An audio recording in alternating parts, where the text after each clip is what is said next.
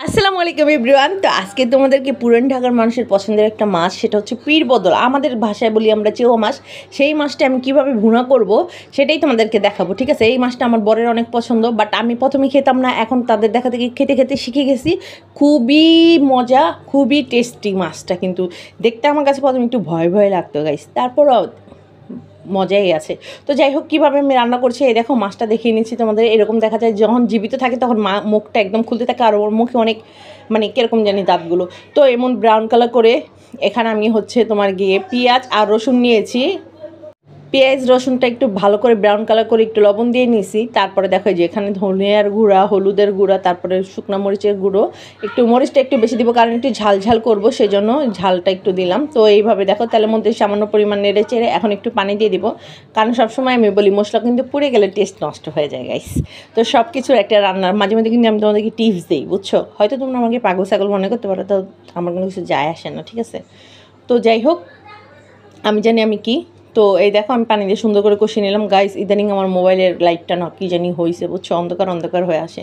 তো যাই হোক, এই যে মাছগুলো দিয়ে দিলাম, সুন্দর করে ধুয়ে নিয়েছি, আবার লবণ দিয়েও খেচে খেচে ধুইতে হয় গাইস, সুন্দর করে ধুয়ে নেবে। এই মাছটা না একটু ইলিশ মাছের ঘ্রাণ আসে, বাট ওরকম মানে একটা খারাপ স্মেল থাকে না, ওরকম আসে না। তো মাছটা যতই গুঁড়া মাছ যত ধুইবা ততই টেস্ট লাগে, একটু ভালো করে ধুয়ে নিবা সুন্দর করে। তোমাদেরকে বলছি, আর রান্নাটা আসলে গাইস অনেক মজা। তো কথা আসলে উলট পালট হইতেই পারে, কারণ আমি অ্যাট এ টাইমে ভয়েসটা দিই গাইস, কোনো এডিটিং করি না, বুঝছো? অন্য মানুষের মতো এত সুরালা বানাইতেও চাই না। তো যাই হোক, আমি এখন একটু ঝোল দিয়ে দিলাম পরিমাণ মতো, কারণ এই মাছে খুব পরিমাণ ঝোল কম দিতে হয়, কারণ মাছটা একটু নরম টাইপের, তো অল্পতেই হয়ে যায়। তো যাই হোক, এই দেখো মাছের পেটের মধ্যে থেকে এই তেলটা বের হয়েছে, এটা আমার শাশুড়িকে দেখে দিতে, তো তার কাছ থেকে আমি শিখছি।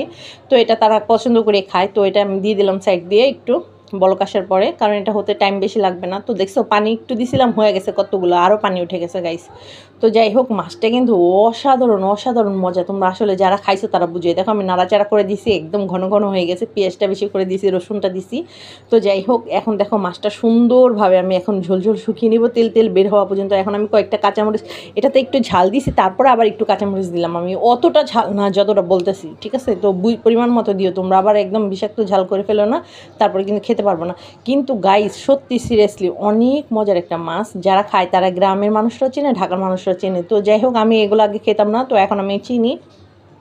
এই দেখো কত সুন্দর হয়ে গেছে গাইস, দেখো মাছটা আসলে বুঝাইতে পারতেছি না, কীভাবে বুঝাবো, যে সামনে থাকবে সেই তো বুঝবে। আর ঘ্রাণ ছুটে মাছটার অনেক সুন্দর একটা, এই দেখো সুন্দর তেল বের হয়ে গেছে।